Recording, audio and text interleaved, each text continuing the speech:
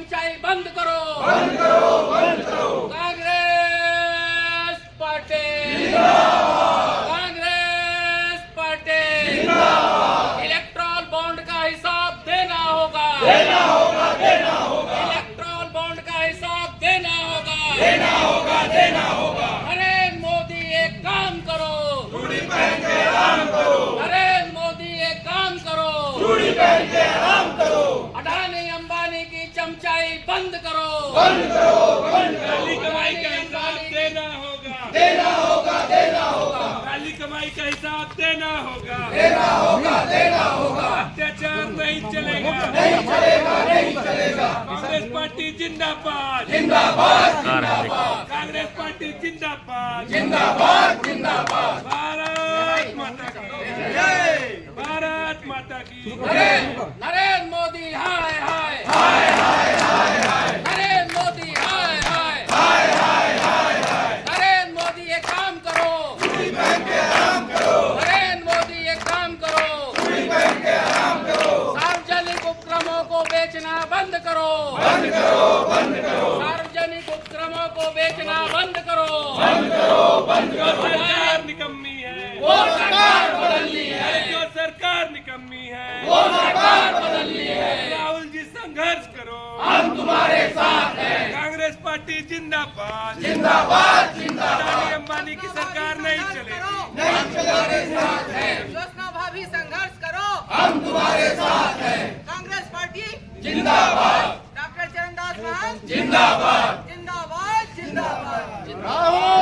बातें आपको पता होगी, लेकिन आपको बता दूं कि जिस मुद्दे को पूरे विपक्ष को उठाना चाहिए था, लेकिन उसके लिए कहीं ना कहीं आज कांग्रेस सामने आई है और अपना यूट्यूब पर लगे हुए हैं दोस्तों, देख सकते हैं आज कांग्रेस पार्टी ने घेराव कर रही है। उसका यहाँ कहना है SBI बैंक पर आए हुए हैं और इलेक्ट्रॉनिक बॉन्ड यानी कि चुनावी चंदे जो चुनाव के संबंध में जिसके लिए सुप्रीम कोर्ट ने बकायदा SBI के चेयरमैन को बोला था कि 21 दिनों के अंदर आपको जानकारी देनी होगी, लेकिन उसके एक दिन पहले ही SBI के चेयरमैन खरे जो कि खुद भी 10 महीने के नियुक्ति पे चल रहे हैं, उन्होंने इसकी जानकारी देने से मना कर दिया। उन्होंने बोला है कि इसके लिए 135 दिन हमें और चाहिए, यानी कि चुनाव के बाद वो जानकारी साझा करेंगे। लेकिन एक बात निकल के आती है कि जिस चुनावी चंदे का लगभग 98% हिस्सा जो बीजेपी को गया है, आखिर वो SBI के चेयरमैन किसे बचाने के लिए वो जानकारी साझा नहीं कर रहे।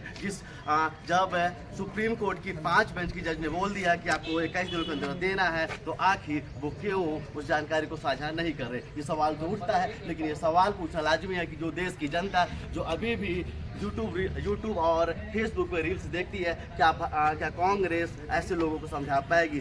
हम उस देश पे हैं, हम उस काल पे हैं जिस समय पे हर एक युवा हिंदू धर्म में अपनी छाती चौड़ी करके घूम रहा है। क्या वो कांग्रेस असली मुद्दों को लोगों तक पहुंचा पाती है या ना नहीं पहुंचा पाती है? क्या वो लोगों तक यह संदेश पहुंचा पाती है कि आखिर किसके लाभ के लिए, आखिर किसको बचाने के लिए उस 98% जो इलेक्ट्रॉन बॉन्ड है, जिसको जो फंड बीजेपी को गया है, आखिर किस उद्योगपति ने, किन लोगों ने उस चंदे को बीजेपी को दिया है?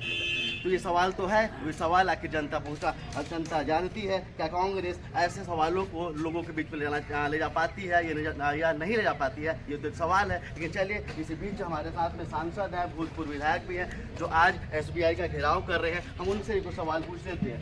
हमारे साथ में पूर्व सांसद भी हैं, ज्योत्सना चरणदास महंत जी।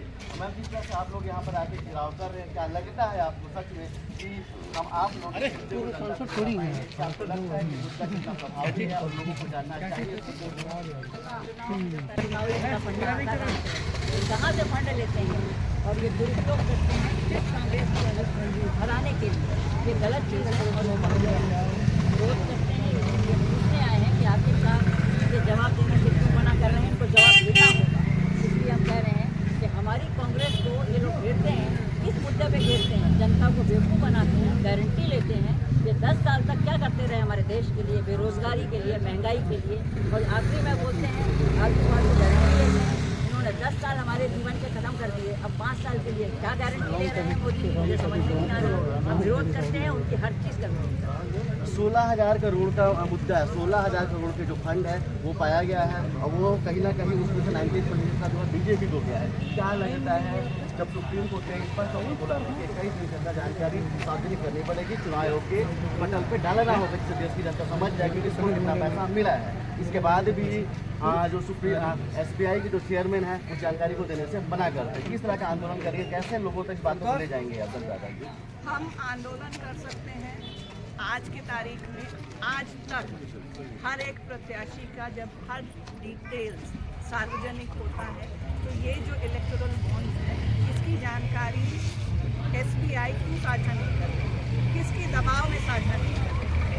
ये बात हर एक हिंदुस्तानी को जानने का हक है कि आज ये जो बॉन्ड्स हैं इसके माध्यम से उनको कौन फंडिंग कर रहा है और जो बॉन्ड इसलिए लाए गए थे जिससे कि काला धन हट जाए। काला धन तो हटा नहीं।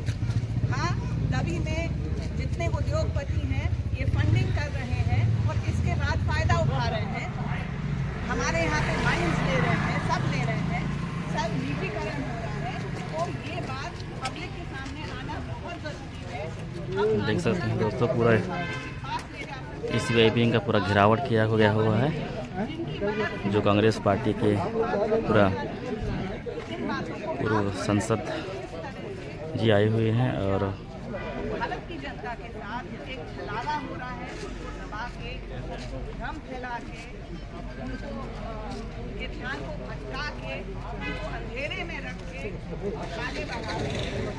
जिस तरह से मोदी सरकार में जो संविधान खत्म की हो रहा है, सुप्रीम कोर्ट के आदेश के बाद से फिर से उनको जो सेवा में लिया गया है, जो उनको उपहार मिला है, इसलिए उनके अपने दोस्तों के लिए, अपने मित्रों का नाम ना आए, लोकसभा में इसका प्रभाव ना बढ़े, अपने मित्रों को बचाने के लिए आज काम कर रही है। इसलिए क्योंकि जब मित्रों का नाम आएगा तो फिर आपका ED और IT का बात आएगा।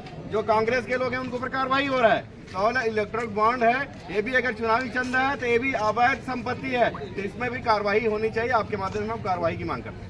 चलिए, निश्चित तौर पर सुप्रीम कोर्ट ने स्पष्ट तौर पर बोला है कि जो चंदा है ये असंवैधानिक है और निश्चित तौर पर ये जो जानकारी है वो साझा होनी चाहिए सबको। जिस तरह से कांग्रेस हमेशा इल्जाम लगाती है कि अडानी और अंबानी मिलकर इस देश को चला रहे हैं, तो ये बातें सार्वजनिक होनी चाहिए कि उन्होंने किस पार्टी को कितना चंदा दिया है और जिन जिन लोगों पर ED और IT की रेट पड़ी है उन्होंने ED और IT की रेट के बाद में कितना चंदा किस पार्टी को दिया है। ये सब बातें भी सार्वजनिक तौर पर होनी चाहिए। चलिए, देखते हैं कि आज से अभियान की शुरुआत हुई है तो कांग्रेस सहित क्या अन्य विपक्ष और इंडिया गठबंधन भी इस तरह का आंदोलन करता है? क्या इस आंदोलन को देशव्यापी बनाता है? क्या वो लोगों को समझाने में सक्षम होता है कि जिस तरह से 16,000 करोड़ के जो पैसे हैं उस पैसे का हिसाब कहाँ है, किस तरह से ED के दम पे? तो अभी तक तो बातें आई है कि ED के बाद में जो कार्रवाइयाँ होती हैं उसमें चुनावी चंदे जाते हैं, पार्टियों को जाते हैं, ये सब चीज़ें सार्वजनिक होती है या नहीं होती है। लेकिन अभी तक जो फैसला है सुप्रीम कोर्ट ने SBI के चेयरमैन के उनके बदले पे अभी तक तो अपना फैसला नहीं बताया। लेकिन देखते हैं कि इस पर सुप्रीम कोर्ट क्या फैसला लेती है और कांग्रेस किस तरह से इस मुद्दे को जनव्यापी और देशव्यापी बनाती है।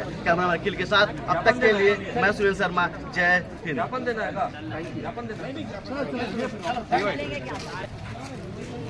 देखो सभी जा रहे हैं अभी।